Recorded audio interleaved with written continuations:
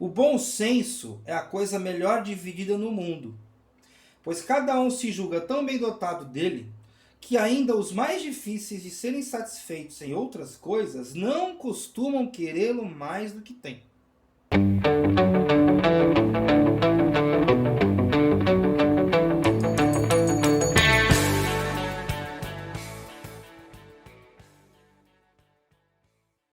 Saudações ensinantes, pessoa querida! Tudo bom com você? Eu espero que sim. E hoje a gente vai aprender aí na esteira da nossa aula de geometria, lembrando aí que os geômetras são aqueles que vão estudar as formas da natureza, né? O círculo, o quadrado, o triângulo, o trapézio, aquela coisa toda.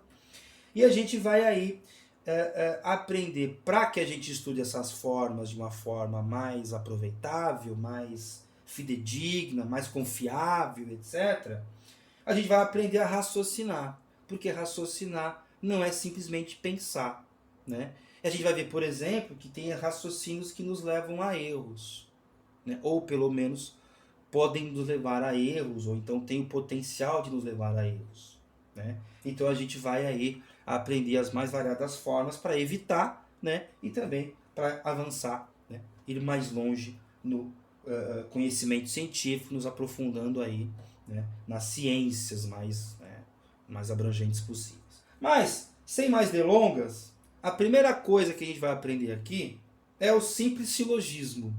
Coisa que já estava lá nos gregos, né? Coisa aí que o Platão vai se utilizar bastante nos seus diálogos, né? Se isso, aquilo, então tal. Se x, y, z, então p. E assim vai, né? E para a gente começar, nada melhor do que escrever a própria palavra, né? Silogismo. Então, o que é um silogismo? Eu não vou dar exemplos antes de dar definição. Eu não gosto disso. Eu acho interessante a primeira coisa que aparecer for a definição. Então, a definição é muito simples. Ó. Ela é um modo de concluir baseado em premissas. Então, o silogismo é um modo de concluir, ou se você preferir, é uma conclusão baseada em premissas, né? É um modo de concluir baseado em premissas. Como assim? O mais ordinário possível e misturando aí dois grandes pensadores da antiguidade grega, né? Consequentemente também da antiguidade humana, né? Em alguma medida. Que era o quê? Premissa número 1. Então vamos pôr assim, PMS 1. Vamos já nos aproximar aí da nomenclaturazinha com númerozinho e tal. Premissão. Todos os homens são mortais. Você concorda com essa premissa? Eu concordo. Premissa número 2. Sócrates é um homem. Conclusão.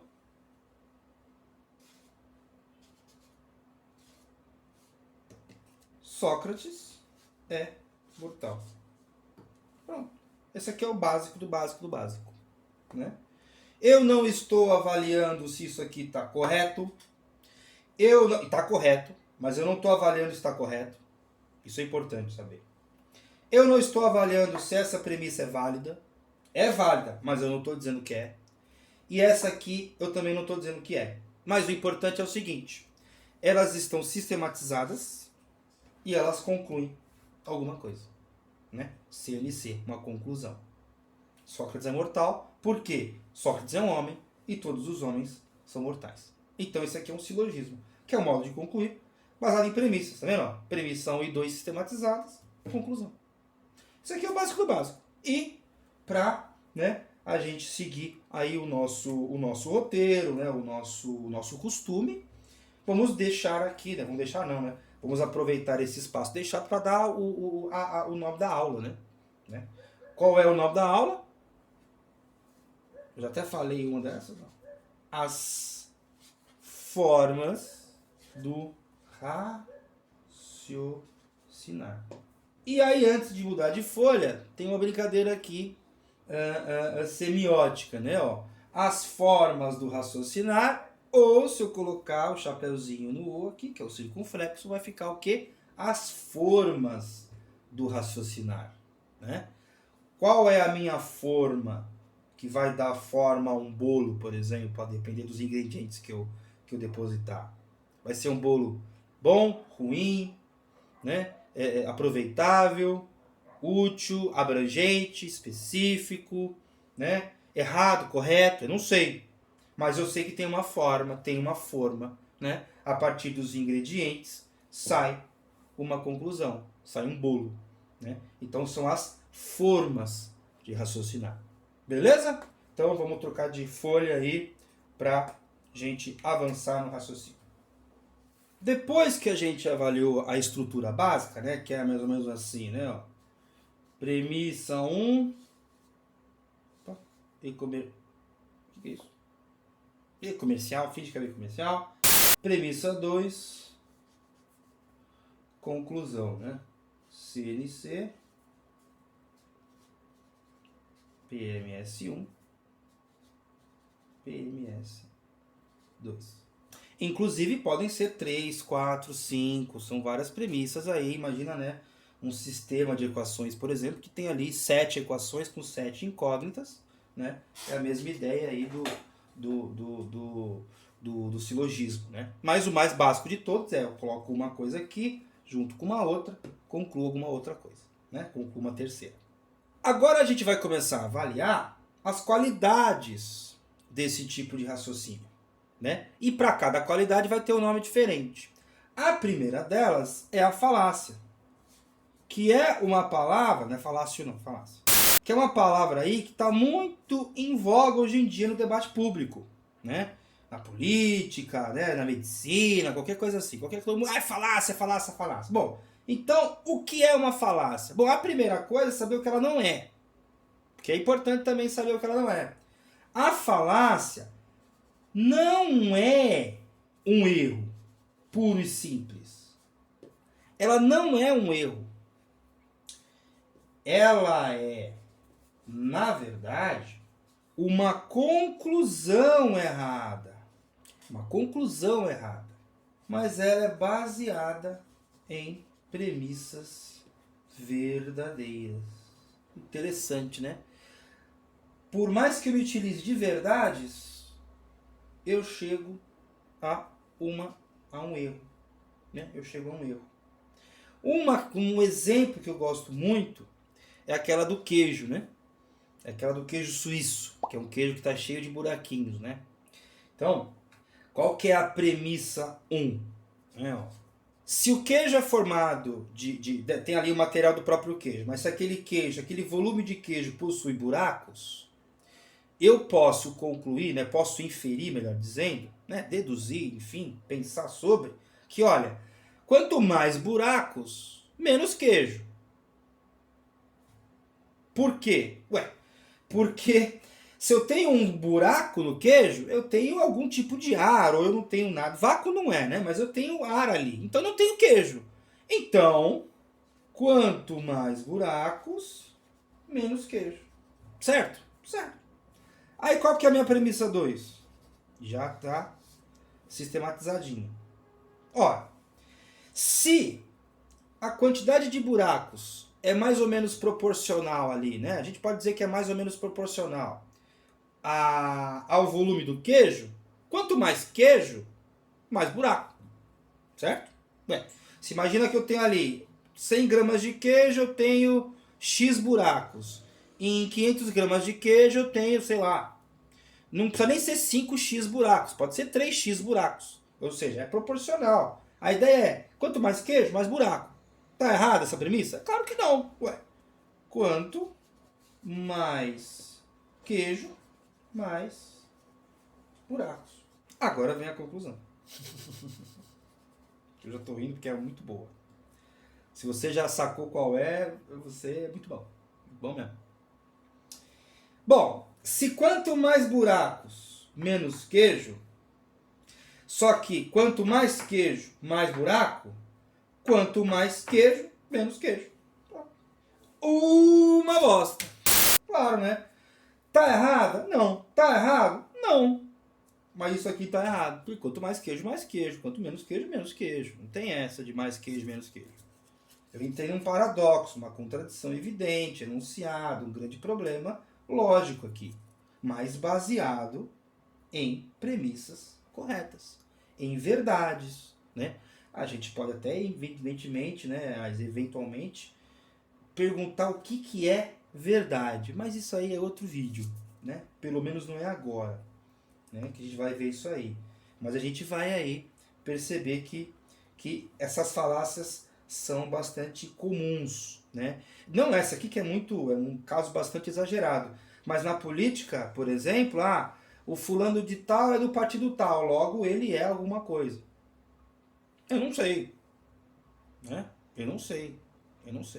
Isso pode ser uma falácia. Ou então, esse cara tá falando X, mas ele é médico, ele tá certo? Não sei. Não é só porque ele tá falando X, aliás, não é só porque ele é médico, seria a falácia da autoridade, né? Não é só porque ele é médico que ele tá certo em tudo. Na medicina, tudo bem, ele ganha confiança. Assim como um engenheiro falando de matemática, ou então de engenharia, né? Nem de matemática, mas de engenharia, né?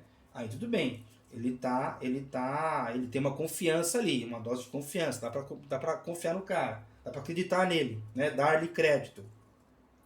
Mas se um engenheiro se meter a falar de medicina, vai ficar meio complicado, né? Eu posso incorrer num erro grotesco como esse aqui, que, né, ó, tá errado, tá? Então esse é o nosso primeiro exemplo de conclusão. Então o silogismo baseado em verdades, mas que conclui uma mentira, que conclui uma coisa errada, é uma falácia, tá? Agora vamos para a dedução, que vai entrar o primeiro autor da nossa aula, inclusive. Estou com pressa um pouco aqui, né?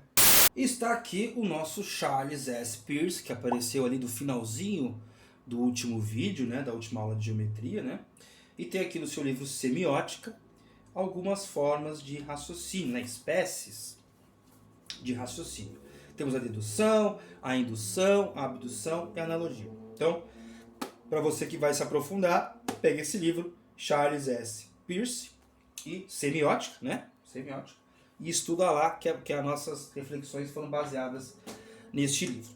E a primeira forma de raciocínio, bom, a forma já é uma só, né? Premissa, vou até por aqui, né? Ó. Vou até sistematizar como na matemática, né? Já que esse canal aqui também é de matemática. Então, ó, premissa 1, premissa 2, lembrando, né? Vou até por aqui. Premissa N. Eu evitei aqui, né? Mas. Conclusão. Então eu tenho uma série de premissas, N premissas, e uma conclusão. Certo? A nossa dedução, que é o primeiro, né? Que é a primeira espécie lá que o nosso Peirce, nosso querido Peirce vai dizer, né, espécie de raciocínio, eu interpreto da seguinte maneira. A dedução, ela é uma conclusão mental. Isso é muito interessante, né? Então, é um método de concluir mentalmente. Uma dedução é concluir mentalmente. Deduzir é concluir mentalmente, nesses termos aqui. Premissa 1, 2, N, conclusão. Só que a conclusão ela é mental. Ela não é uma conclusão experimental. Se for experimental, muda de nome. A gente vai ver que é a indução. Mas por enquanto a gente vai ficar na dedução. Então a dedução é uma conclusão mental. Como assim? Ó, é simples. Eu vou usar um exemplo que eu mesmo fiz aqui. Eu mesmo não, né? Baseado aí no que eu já estudei e tal, né? Eu tenho aqui um grupo de palitos. E todos esses palitos, né, todos os palitos do grupo, são pretos. E aí eu digo, né, me vem o conhecimento, sabe-se lá de onde, que olha, esse palito aqui pertence a esse grupo. Então qual que é a minha conclusão mental, não experimental? É que esse palito é preto. Só que não é. Mas a conclusão é. Né? Aliás, com a conclusão dedutiva, ele é preto. Mas ele é branco. Mas aí eu experimentei outra coisa, a indução. É outra coisa. Na verdade, nem é uma indução, né? Que a conclusão seria diferente. Não é nem isso, não. Mas a ideia é que, olha, se esse palito pertence a um grupo de palitos pretos e todos os palitos do grupo são pretos, ele tem que ser preto. Aí você fala assim, nossa Bruno, você está exagerando pra caramba, né? É? Quer ver o negócio? Vamos supor que de um grupo de pessoas eu saque uma pessoa, tire uma pessoa de lá, que nem eu fiz com os palitos. Só que esse grupo de pessoas me disseram que são bandidos. São pessoas perigosas, são pessoas corruptas, são pessoas ali que não prestam e tal. Tudo de mal para elas. Né? Tudo de mal delas, inclusive. Não para elas, mas delas. Bom, se eu saquei essa pessoa daquele grupo, essa pessoa tem todas as qualidades daquele grupo. É que nem a questão do palito. O palito foi um exemplo exagerado. Mas isso aqui, por exemplo, vai dar causa ao racismo. Né? Vai dar causa e a muitas outras coisas, não só o racismo. O racismo seria aí um grande exemplo, né? Um exemplo mais drástico aí, para lembrar o que tem acontecido no nosso país nos últimos anos, né? Não dá para falar nem meses, nem semanas, nos últimos anos, né? Só ver aí quem morreu mais de Covid, né? Então, o pensamento dedutivo, essa conclusão mental, ela é muito perigosa, né? Aliás, ele é muito perigoso, esse raciocínio aqui, né? Porque ele pode gerar o preconceito. Certo? E aí, eu vou lembrar, para usar aí um exemplo da literatura, para também não ficar só falando de coisas mais pesadas e ruins, eu lembro do nosso querido Bentinho, né? Lá do Dom Casmurro. Aliás, lá o Dom Casmurro. Né? O próprio garoto lá, né? Que virou homem e não sei o quê. O Bentinho. Tem uma cena que é a primeira cena ali de ciúmes, né? O primeiro ímpeto de ciúmes do nosso querido Bentinho, que é muito interessante, que ele está lá no seminário, lá na igreja, lá estudando, aí vem a visita lá do consagrado, né? Consagrado, do agregado lá, José Dias, se não me engano. Não sei se era o José Dias ou o Cosme, não lembro agora. Mas é um cara lá, o agregado chega para ele e fala assim, pô, como é que você está? Você está bem? Não, eu estou bem aqui, né? Estou um pouco triste e tal. Ele estava triste, mas ele vai falar que está bem e tal, não sei o quê, né? Porque o livro é praticamente aí o diário da vida dele. E aí ele fala assim, eu tô triste, aliás, eu tô bem aqui e tal. Aí ele pergunta, como é que tá a Capitu? Né? Como é que tá a Capitu? Eu sistematizei.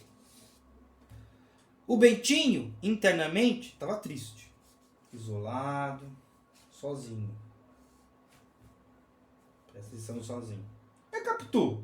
Pela narração do cara, veja, pela narração, tá vendo? Não é uma constatação do Bentinho. É de uma pessoa, de uma terceira pessoa. Aliás, é uma segunda pessoa falando de uma terceira, né? Então é uma conclusão do José Dias, lá do agregado lá. Ela tá bem. Tá bem, contente. Conclusão do Bentinho. Conclusão do Bentinho. Ela me trai. Ela tá me traindo. Essa conclusão é verdadeira? Não sei. Essa conclusão é falsa? Não sei. Mas eu sei que é uma conclusão mental. É um preconceito sobre a Capitu. Assim como era sobre os negros, né? Aquele grupo de pessoas, né? Falei do exemplo lá do racismo. E era também dos palitos. É uma conclusão mental. Errada ou certa, não importa neste momento. Eu estou dizendo que é mental. Agora, se ela traiu ou não traiu, nunca saberemos, né, com exatidão. Depende aí da interpretação. E aí, como diria o nosso querido Freud, né, quando você falar de Bentinho, vamos, né, no caso da Capitu, né, quando você falar da Capitu, vamos saber mais de você do que sobre a Capitu. Beleza? Então, vamos para o próximo raciocínio, Marcelo. Mais uma vez aquela nossa... Né, vou colocar aqui agora de outra forma, né? Premissa 1, premissa N, conclusão. Agora vamos ver aí a indução. Bom, se a dedução era uma conclusão mental, a indução ela tem que ser uma conclusão experimental. Tem que ser não, né? Mas ela vai ser uma conclusão experimental. Então, voltamos ao exemplo do palitinho. Olha, esse grupo de palitos aqui, ele é composto, né? Esses palitos são pretos e esse palito é branco. Bom, então esse palito não pertence a esse grupo, ou esse grupo não contém apenas palitos pretos.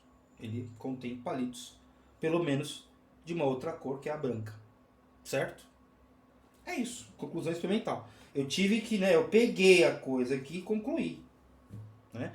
Um outro exemplo um pouco drástico, que a gente pode quebrar a cara também. Né?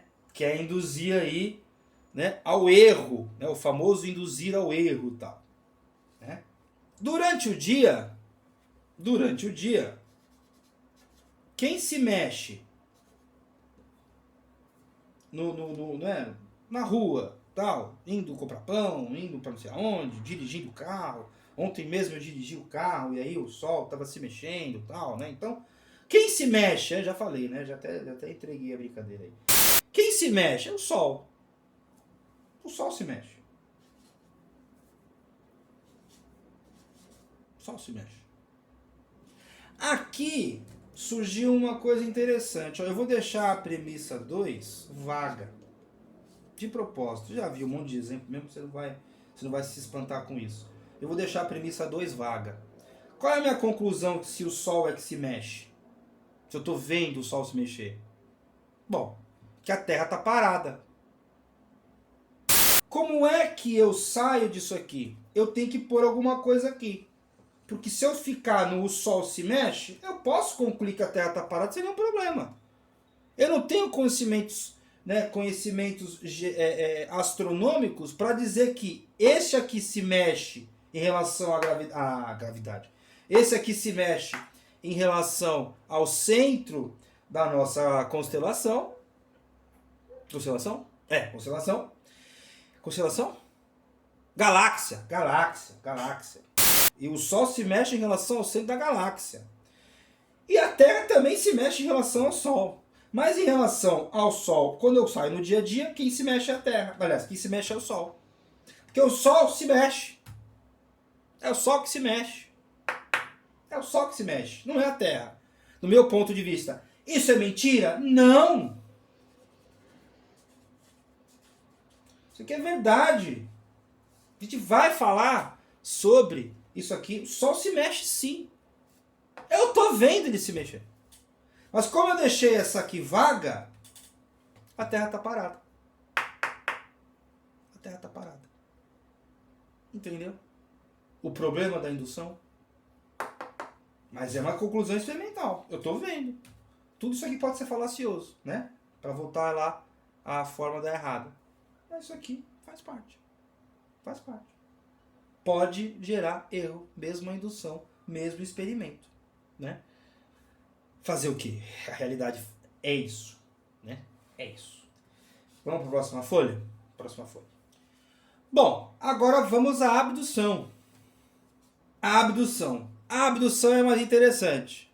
A abdução é mais interessante. Ela é bem mais sofisticada do que as outras duas, né? Do que todas as que a gente viu até agora, inclusive. A abdução, ela parte de uma hipótese a ser negada, né? Então, ó, o que é a abdução? É uma hipótese a ser negada. É uma forma de raciocinar.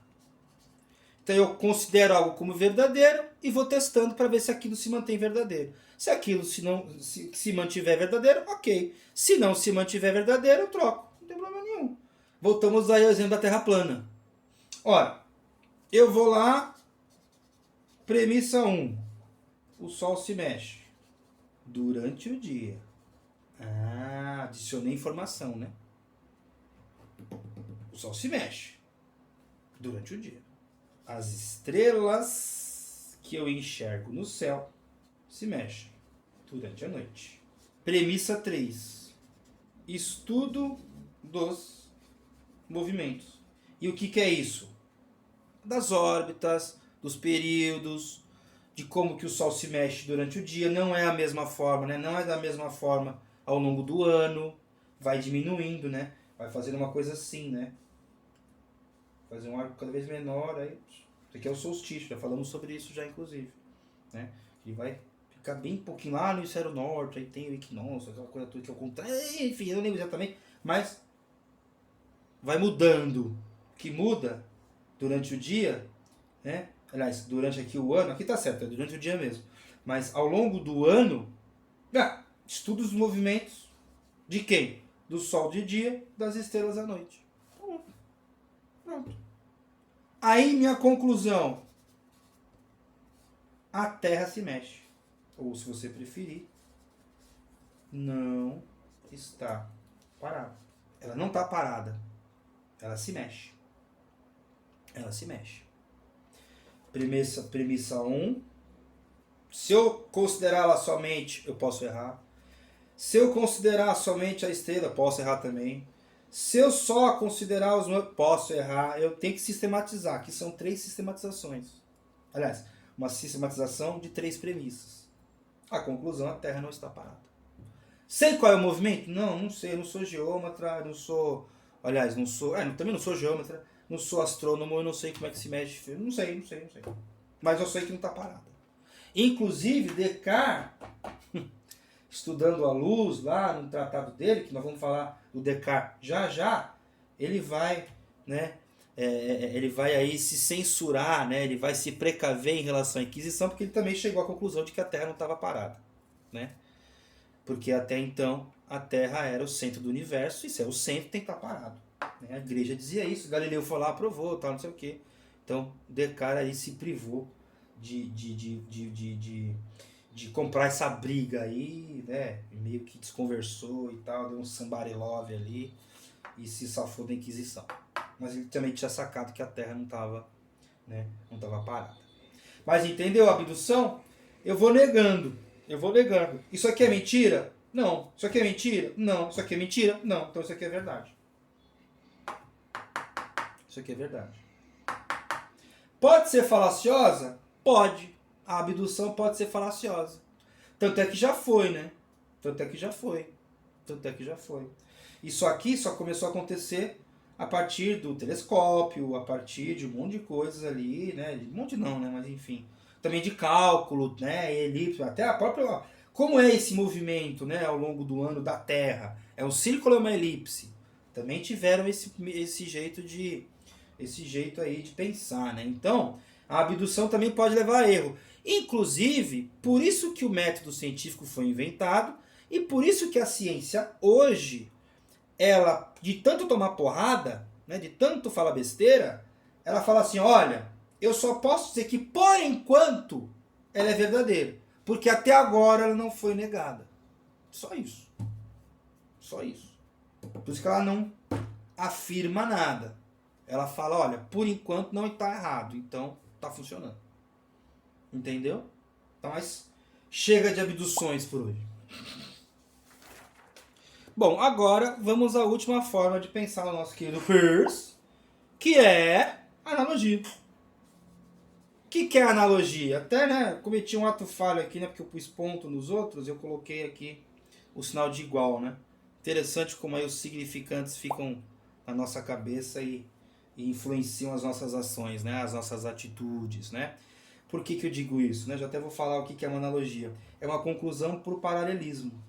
Nossa, eu não entendi. Ué, essa reta, né, esse segmento, esse tracinho, não está paralelo a esse? Né? Pega isso aqui, ó. Vou até fazer aqui.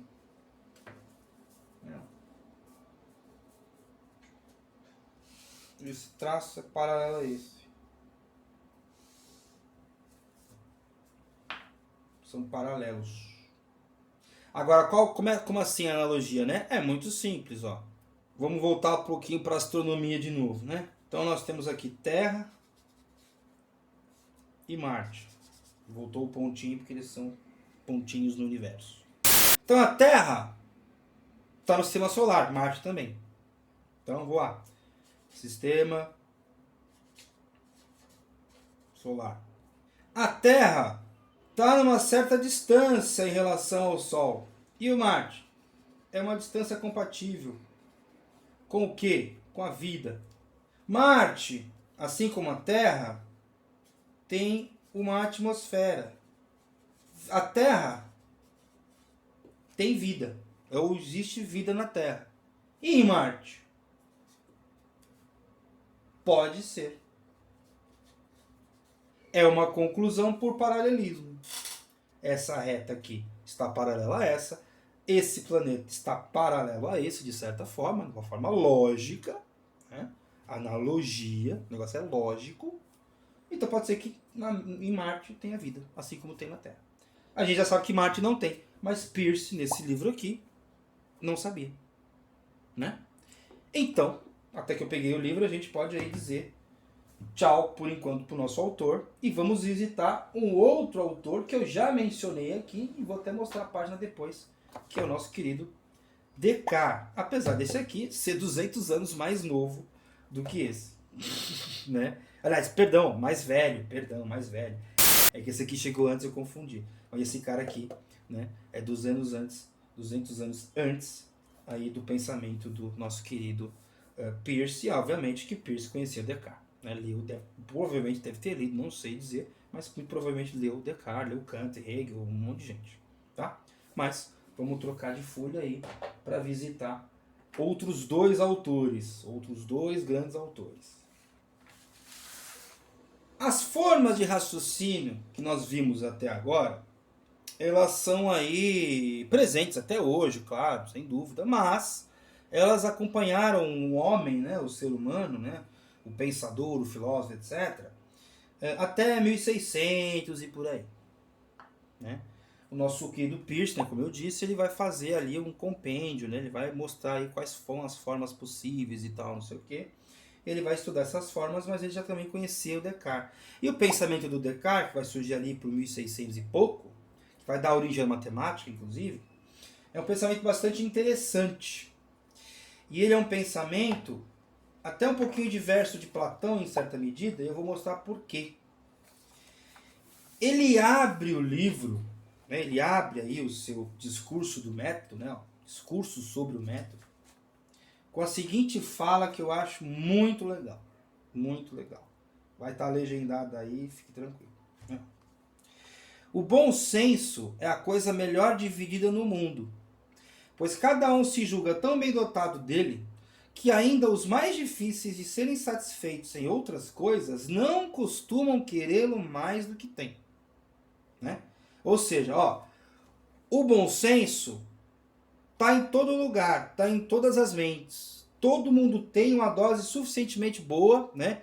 Vai considerar boa, não precisa mais, mesmo que lhe falte amor, mesmo que lhe falte carinho, mesmo que lhe falte comida, sei lá, né? Mesmo que lhe falte todo o resto, bom senso a pessoa julga ter o suficiente.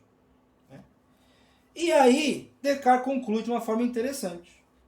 E a esse propósito, não é verossímil que todos se enganem.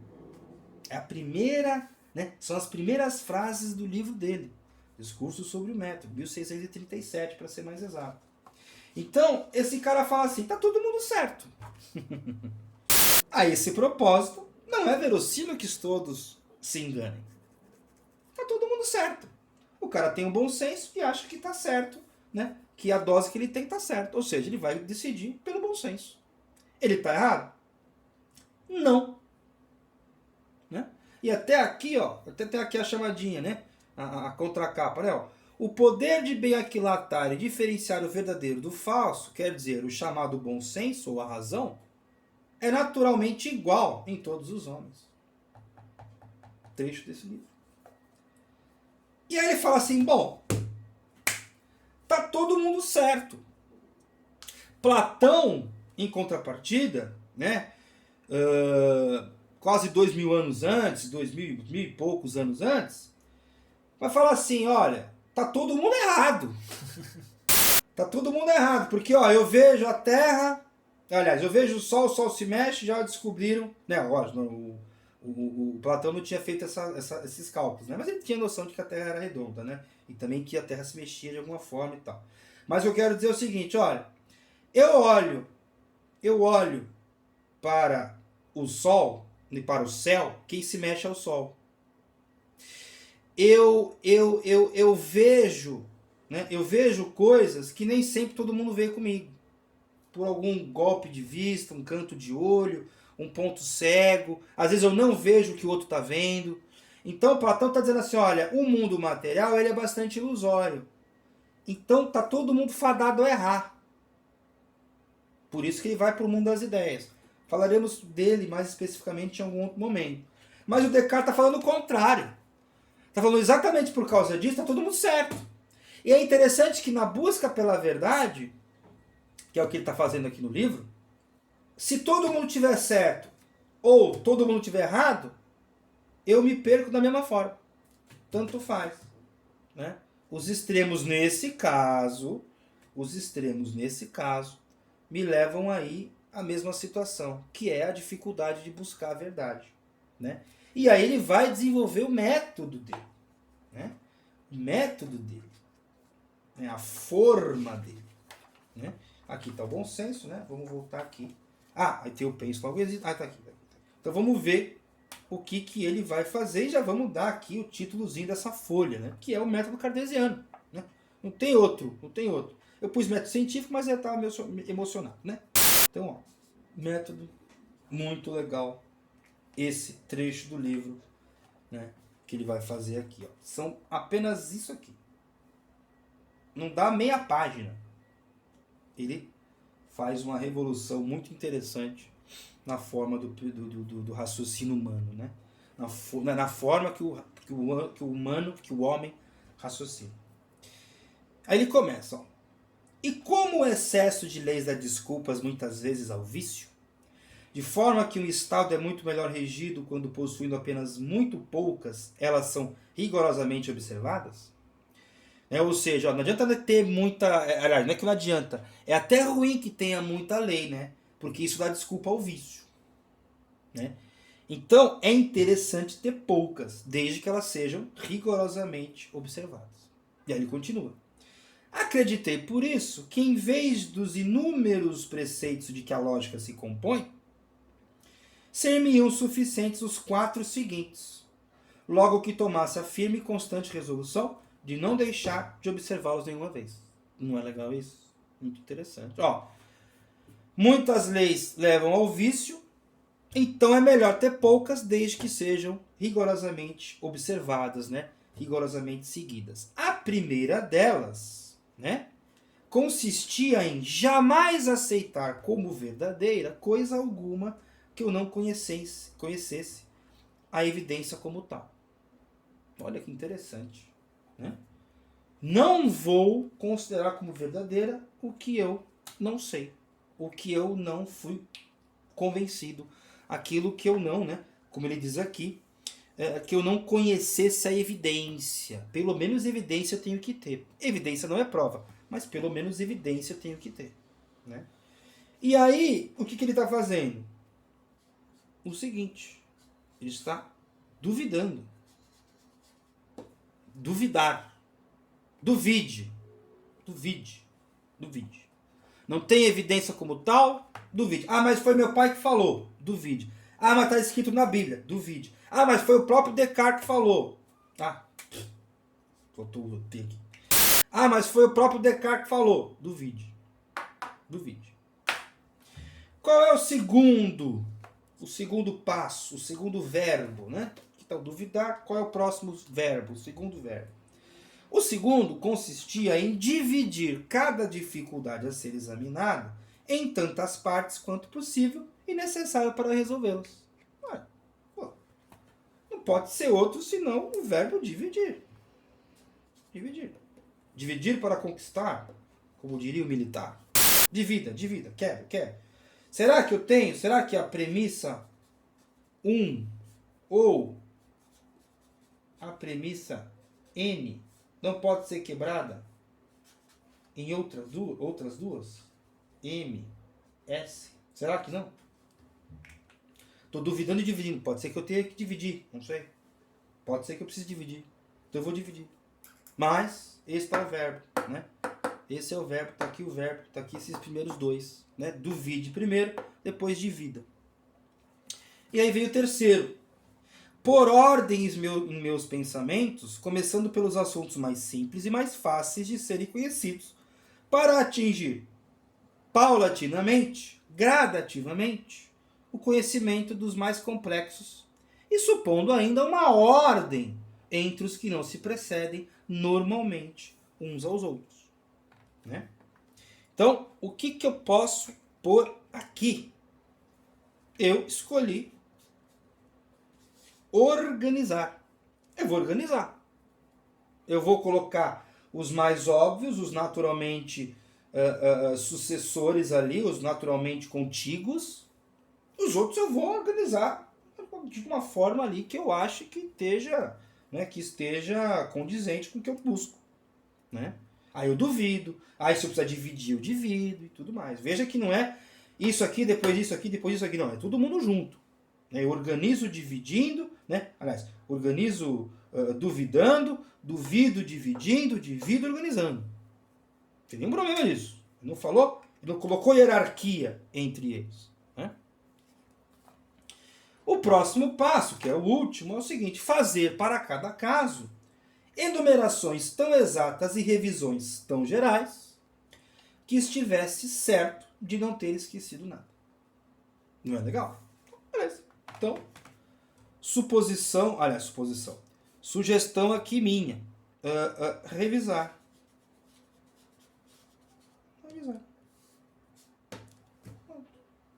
Né? É o método cartesiano, mas também é o método, né, ó, DDOR. Ou para os últimos, para os íntimos, né? Para os íntimos, D2OR. Por que não, né? Tem dois aqui, uma suposição, uma sugestão. Né?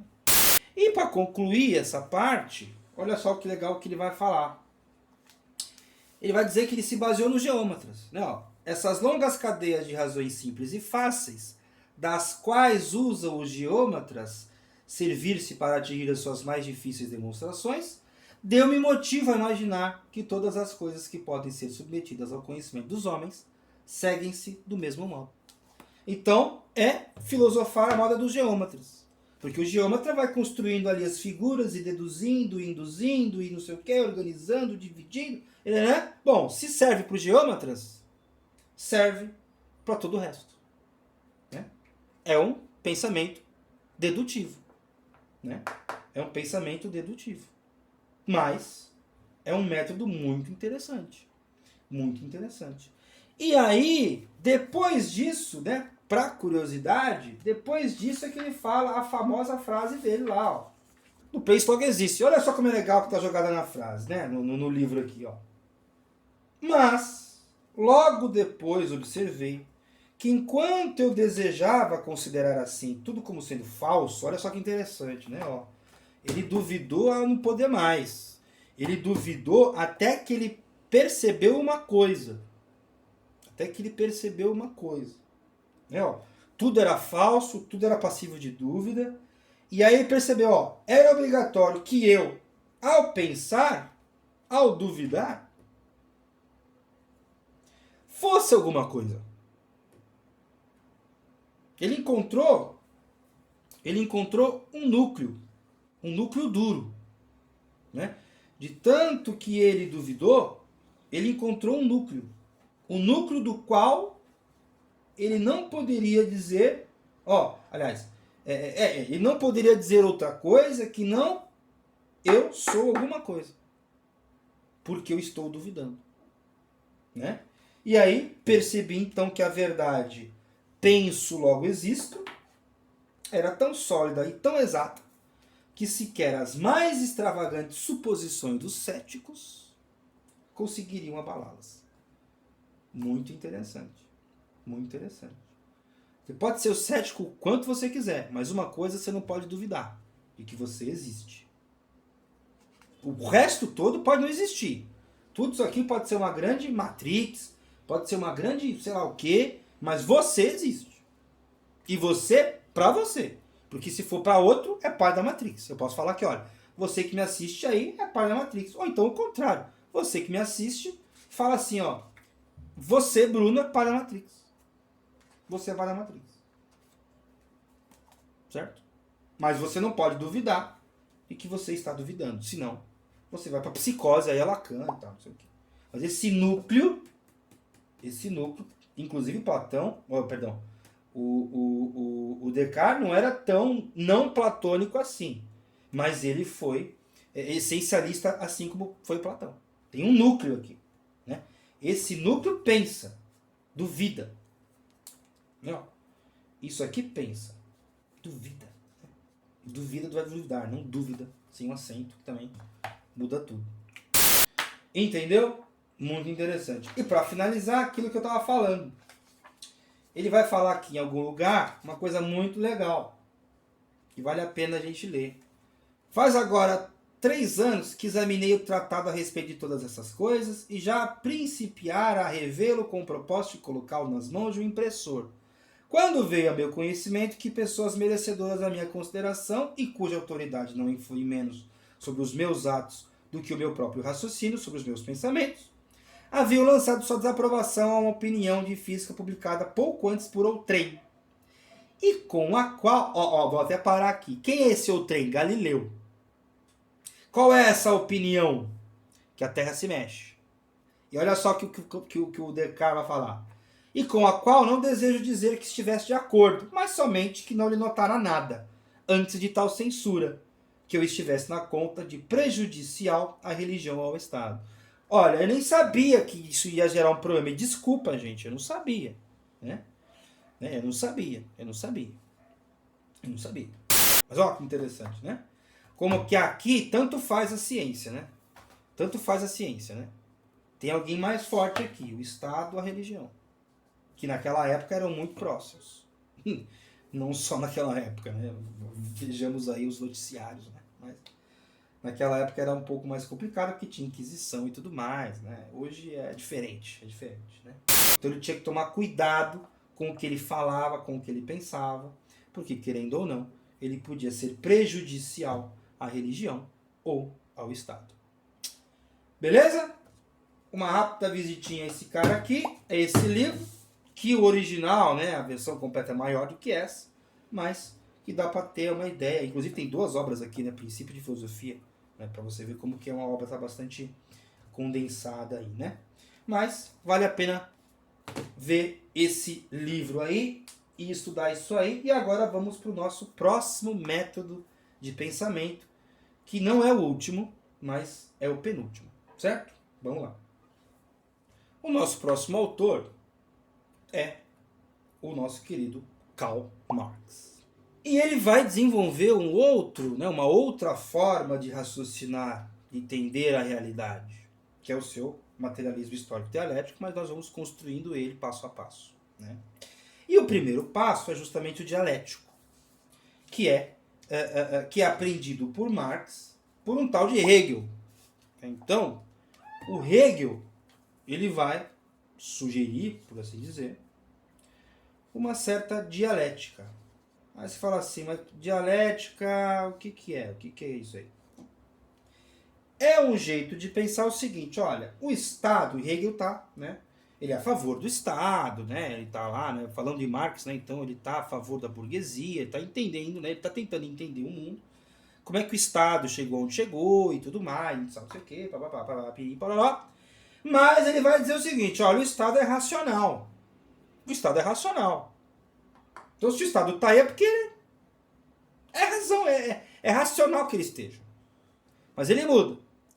Ele muda através de uma dialética.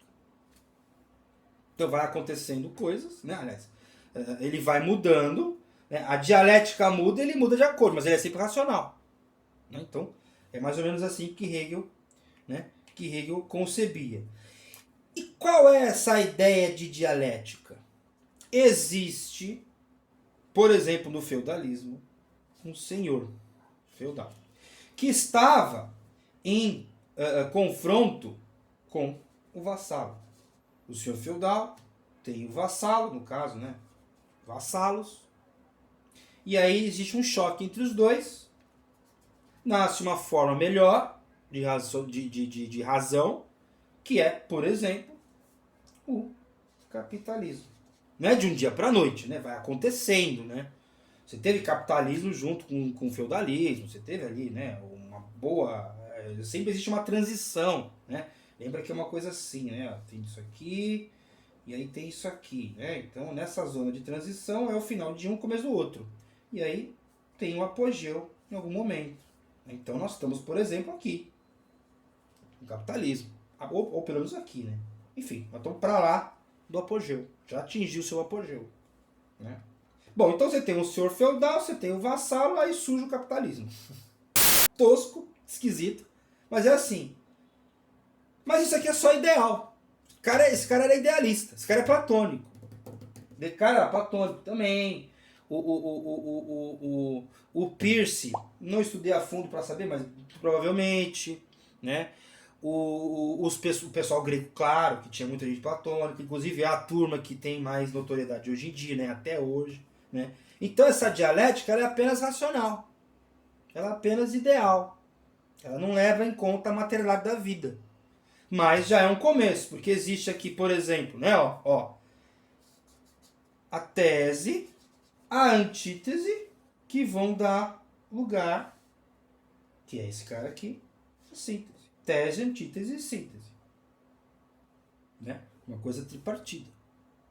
Qual é a grande influência, né, a grande importância do Marx? Ele vai pegar isso aqui. Isso aqui é só o método dialético. Isso aqui é só o método dialético. Então, isso aqui é Hegel. Vou colocar aqui, método hegeliano, vai. Dialético. A caneta está acabando. É uma dialética pequena, ridícula. Essa aqui era a principal do feudalismo, né? Mas a caneta é uma tese, o papel é uma antítese e a síntese é a aula. Mas em contrapartida, acaba a caneta. Mas é isso que o nosso querido Hegel fez. E agora vamos ver o que o Marx adicionou a esse negócio aqui para ser o Marx que a gente conhece. Aí Marx, nesse livro aqui, da Miséria da Filosofia, que é a crítica de um outro livro, né, de um cara chamado Proudhon, que é a Filosofia da Miséria, ele vai dizer em algum lugar o seguinte, porque o Proudhon também é um idealista, né, uma pessoa que ficou preso ali no mundo das ideias, não superou isso aí.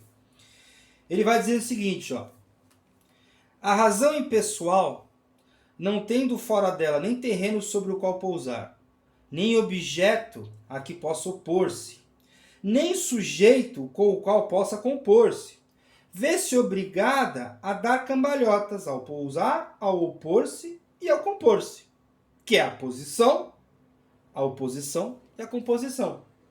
E aí ele termina, né? Ou, para falar grego, temos a tese, a antítese e a síntese.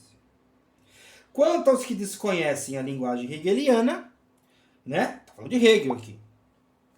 Nós lhe daremos a forma sacramental de afirmação, negação e negação da negação. Que não é a afirmação e nem a negação, muito menos. É isso que essa linguagem quer dizer. Né? Então, o Proudhon, que é o cara que o Marx está criticando, não é um materialista histórico. O Marx, se já não nesse livro, eu não sei exatamente. Mas se nesse livro ele ainda não criou o método, né, o método materialista histórico e dialético, ele vai criar logo logo, porque ele está percebendo, esse pessoal é muito abstrato, é muito idealista. Tem que sair disso aí. E Marx saiu desse idealismo. Acho que nessa época até já saiu mesmo, né? Deixa eu ver até que época esse livro mesmo, que eu nem lembro. Acho que nessa época ele já tinha abandonado o movimento idealista. Assim. Mas isso aí não é importante agora. Não sou um biógrafo do Marx. Então, voltando ao texto aqui. Posição, oposição, composição. Né? Vamos escrever isso. E traduzindo para o grego, como ele mesmo diz, né? Tese, a antitese, né? E a síntese. Vai falar assim, Hegel, legal, gostei do que você falou, aprendi bastante, você tá certo, pô, interessante. Só que você parou no abstrato, cara, você ficou aí no idealismo. Como é que? É o que ele fala aqui no livro, né? A razão impessoal, não tendo fora dela nem terreno sobre o qual pousar, nem objeto a que possa opor-se, nem sujeito com o qual possa compor-se, vai ser obrigado a dar cambalhotas. Ou seja, você tem que ficar aí fazendo malabarismos retóricos. Por quê? Porque você não volta, você não coloca a ideia no mundo. Você só está na ideia.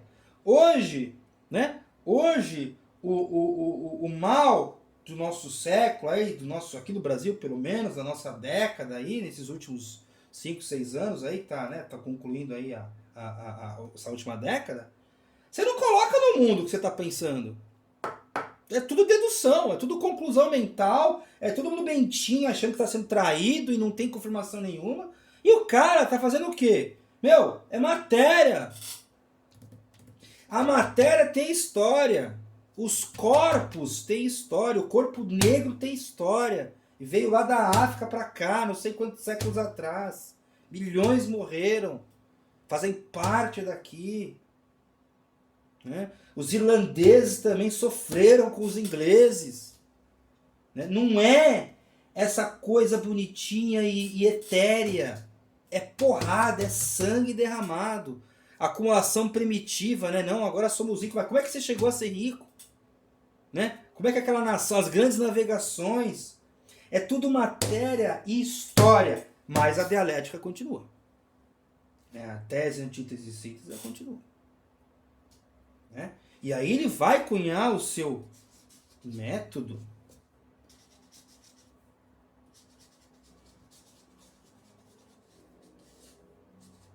É o método materialista histórico e dialético. É o materialismo histórico dialético. Porque não é, eu tenho que colocar no mundo a ideia. E aí ele vai perceber o quê? Que não é de baixo para cima, né? Aliás, que não é de cima para baixo, né? É de baixo para cima. É essa disputa que vai criar uma síntese. Né? É Platão vendo o seu mundo acabar que vai criar os seus diálogos para proteger ali o Sócrates, para tentar dizer que ele não é um sofista, que ele é um filósofo, porque os sofistas estavam acabando com o mundo, sei lá o quê. Né? É o senhor feudal lá colocando leis para segurar, né, os vassalos aonde estavam. E é o vassalo querendo quebrar a lei. Eu não quero mais ser vassalo, eu quero ser senhor. Né? É o liberal com o conservador. Isso aqui é interessante, né? Isso aqui é muito interessante. O conservador, ele foi contra o liberal. O conservador é do rei. Quero conservar o poder na mão dele porque eu me beneficio de alguma forma. O liberal não, eu quero equilibrar tudo isso aí, pô. Quero curtir a vida aí e vender pra todo mundo e tal, não sei o quê. Quero lei restringindo porra nenhuma. Eu não quero lei restringindo nada. Quero liberar geral. Hoje tem a palhaçada de conservador nos costumes, liberal na economia, né? É uma síntese não muito sintetizada, né? Porque está dividida, né? Conservador de um jeito, liberal de outro. Aí, sei lá. Deixa aí quem acha que é assim ser. Não é problema nosso. Certo? Mas ó, é o método materialista histórico dialético, que tem uma dialética, tem a matéria, e aí a matéria tem história. Não é de cima para baixo. É de baixo para cima. E aí, claro, né? As ideias, as pessoas, né? Materializando as ideias no mundo vão gerar outras ideias, mas eu preciso pôr no mundo antes. Não é só lógica. Né? Não é uma questão de lógica somente. Não é só lógica. É matéria. Se eu usar só lógica, eu estou deduzindo e estou errando. Eu tenho que sair da dedução. Não vou falar besteira. Agora vamos para o próximo, que é o último, né? E vai ser muito legal. Bom, chegamos aí numa contribuição minha mesmo. Né? Um pensamento aí, né? Uma forma de pensar que pode ajudar a gente a não cair em tantas, né? Em tantos problemas, que possa aí nos ajudar a entender melhor o mundo, né? Entender aonde a gente está nesse mundo. Que eu até vou dizer aqui qual é. É uma forma de pensar, uma forma de raciocinar, né? Melhor dizendo. Lembrando que raciocinar, aliás, que pensar não é grande coisa, sim raciocinar, é a forma não negativista. Por que não negativista? Não vou negar. Não vou negar que sou louco. Não. Eu não vou negar as coisas. Como assim? Aconteceu alguma coisa ruim para mim. Não vou negar essa parte. Eu não vou negar. Não é ruim. Foi bom. Para alguém. Exemplo. Meu salário aumentou. Olha, meu salário diminuiu. Isso é ruim para mim? É ruim para mim. Mas não é bom para alguém? É bom para alguém. Para quem? Não sei. Meu chefe, talvez? Meu inimigo, talvez? Pode ser. Vai me ver pelas costas. Foi bom para alguém. Se foi bom para alguém, será que essa pessoa não fez alguma coisa para que isso acontecesse? Pode ser. Estou dizendo que seja. Pode ser. Não estou deduzindo aqui. Não quero ser um bentinho do século XXI.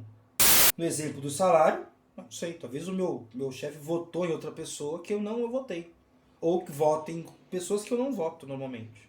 Porque passou-se uma lei que eu pedi direitos. Meu salário diminuiu, coisa assim. Então é bom para alguém. Então eu não vou negar, porque o ruim é uma negação. O ruim é uma negação. Eu não vou negar o ruim. Eu vou transformar em bom. Isso aqui não é coach não, hein? Por favor. Por isso que não é positivista, é o não negativista. Eu não vou negar isso aqui. Isso aqui é ruim. Não. É bom para alguém. Olha como está baseado também na dialética, né? Lembra que o Descartes falou, que ele falou que estava todo mundo certo? Não negar. Tá tudo certo. Tá tudo certo. Quando eu nego a negação, né? Ou seja, eu transformo ela numa afirmação, que não é bem a dialética assim, mas enfim, tem ali um pouquinho. Quando eu afirmo essa negação, ou eu não nego ela, eu estou olhando por um outro ponto de vista. Eu talvez, né, pense de uma outra forma sobre o que está acontecendo comigo. Não é só culpa minha. Eu não tive a diminuição de salário por culpa minha. Foi o sistema que diminuiu. Ou então foi meu patrão seguindo o sistema. Então, na busca por entender o mundo, eu não busco a verdade faz um tempo, né? Prefiro construir as verdades, né? Que no caso são versões. Isso aqui é uma versão. Outra versão, tal. Não tem verdade no mundo. Não tem lugar para verdade com V maiúsculo, tal. Então, Platão negava tudo, tá todo mundo errado. Descartes tá dizendo assim, tá todo mundo certo. Gostei disso. Gostei disso. Então eu não vou negar a situação. Eu vou entender, peraí, se aconteceu comigo, é porque foi bom para alguém. Entendeu? Eu espero que sim. Um beijo. Tchau. Até a próxima.